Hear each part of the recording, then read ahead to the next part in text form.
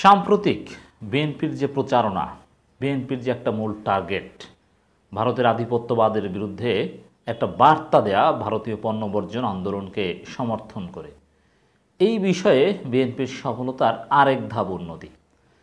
BNP সেটা চমৎকারভাবে ব্যাখ্যা করছে এবং সরকার অলরেডি কি করেছে, মাননীয় প্রধানমন্ত্রী অলরেডি কি করেছে, প্রধানমন্ত্রী কেন রিয়্যাক্ট করছেন, এই বিষয়টা বিএনপি এবার খোলাসা করেছে। এটা খুবই চমৎকার। দর্শক, আমরা বিশ্লেষণটা করছি 3 এপ্রিল 24।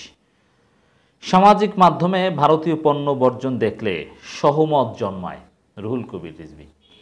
এর মানে বিএনপির এখানে কিন্তু একটা শুভবুদ্ধির উদয়, যে জনগণের আন্দোলনে পিক করা, জনগণ যে বিষয়টা গুরুত্ব দিচ্ছে, জনগণ যে বিষয়টাকে সমর্থন দিচ্ছে, বিএনপির নিজেদের 15 বছরের অবস্থান থেকে ফিরে এসে জনগণের আন্দোলনে সংহতি জানানো। কারণ ভারতীয় পণ্য বর্জন আন্দোলন হচ্ছে জনগণের আন্দোলন, এটা বিএনপির আন্দোলন নয়। বিএনপি সেখানে সংহতি জানিয়েছে। তো সামাজিক যোগাযোগ মাধ্যমে বা বিভিন্নভাবে ইন রিয়ালিটি অনেক বাস্তবতার কারণে অনেক ক্ষেত্রেই ভারতীয় পণ্য বর্জন করা সম্ভব নয়, কিন্তু যতটুকু সম্ভব হচ্ছে, যতটুকু বার্তা ভারতকে দেয়া যাচ্ছে, সেটা দেখে বিএনপি ইমপ্রেসড, যার ফলে সংহতি বা সমর্থন অটোমেটিক্যালি জন্মায়। যার মধ্যে দেশপ্রেম আছে তার মধ্যে সমর্থন জন্মাবে ভারতের পণ্য বর্জনের আন্দোলনে। যার মধ্যে দেশপ্রেম নেই, যার মধ্যে ভারত প্রেম আছে, তার মধ্যে সমর্থন জন্মাবে না। তার মধ্যে দ্বিধাদ্বন্দ্ব জন্ম নিবে যে ভারতীয় পণ্য বর্জন ক্যাম্পেইনকে সমর্থন জানাচ্ছে, এটা কি ঠিক হচ্ছে? যাই হোক, রুহুল কবির রিজভী চমৎকার বলেছেন। আরও খুবই গুরুত্বপূর্ণ বিষয় আছে। বিএনপির সফলতা হচ্ছে জাস্ট সংহতি জানিয়ে প্রধানমন্ত্রীর টেনশন বাড়িয়ে দেয়া। প্রধানমন্ত্রী রিয়্যাক্ট করেছেন, এই রিয়্যাক্ট করা হচ্ছে সফলতা। প্রধানমন্ত্রী অগুরুত্বপূর্ণ বা মারাত্মক গুরুত্বপূর্ণ কোনো বিষয় ছাড়া রিয়্যাক্ট করেন না, তিনি সেই বিষয়ে কথা বলেন না। তো ভারতীয় পণ্য বর্জন ক্যাম্পেইনে বিএনপির সমর্থন যে অতি গুরুত্বপূর্ণ, এটা যে সরকারকে ভাবিয়ে তুলেছে, এটা নিয়ে যে সরকারকে নড়েচড়ে বসতে হয়েছে, এটা বুঝতে পেরে বা এর প্রমাণ হচ্ছে মাননীয় প্রধানমন্ত্রী এই বিষয়ে কথা বলেছেন।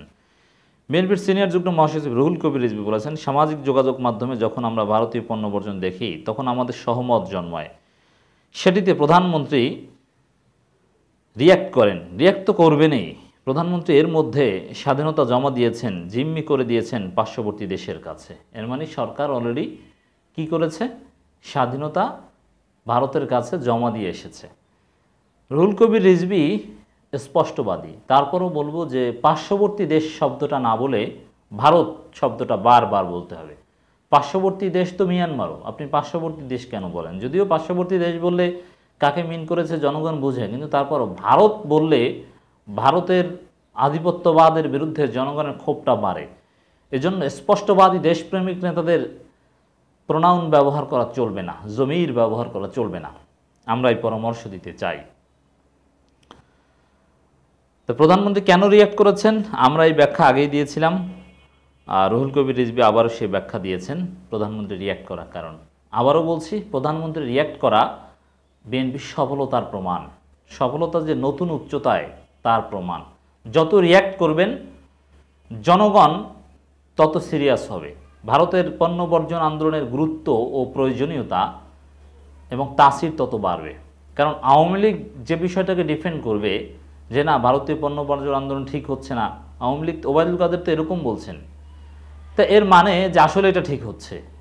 প্রধানমন্ত্রী যেহেতু এই বিষয়টা কথা বলেছেন, এর মানে বিএনপির ভারতীয় পণ্য বর্জন আন্দোলনের সংহতি জানানোটা ঠিক আছে, ঐতিহাসিক সিদ্ধান্ত, এটা ঠিক আছে।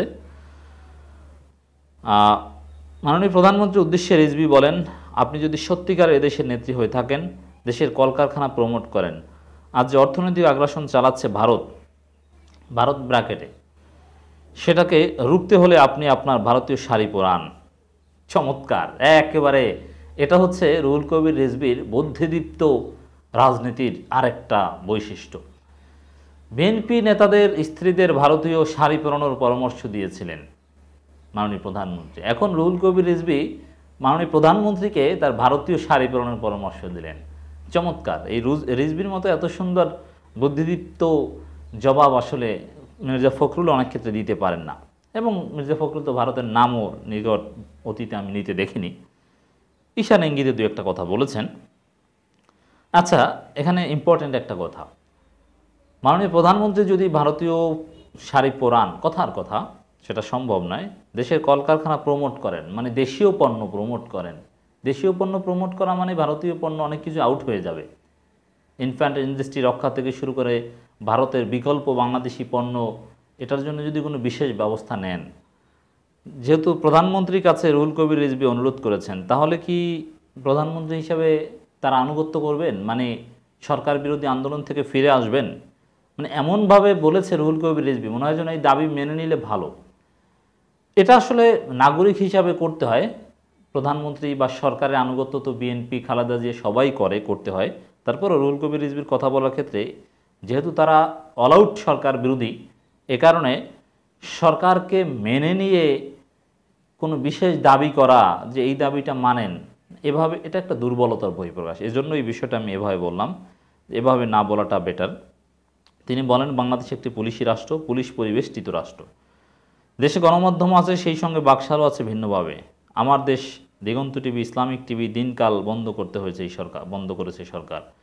বিরোধী কণ্ঠ রোধ করতে বাকশালের মতো কাজ করেছে এই সরকার। জামাত অনেক মিডিয়া থাকলেও সত্য ন্যায়সঙ্গত কথা বলতে গেলে আপনি নিরুদ্দেশ না হয় আজীবনের জন্য কারাগারে থাকতে হবে। যাই হোক, চমৎকার বিষয়। এবং ভারতীয় সংস্কৃতির যে আগ্রাসন, তার বিরুদ্ধেও রুহুল কবির রিজভী সোচ্চার। তো বিএনপি এই ভারতের বিরুদ্ধে অবস্থান নিয়ে আওয়ামী লীগের মন খারাপ করে দিতে পেরেছে অ্যাটলিস্ট।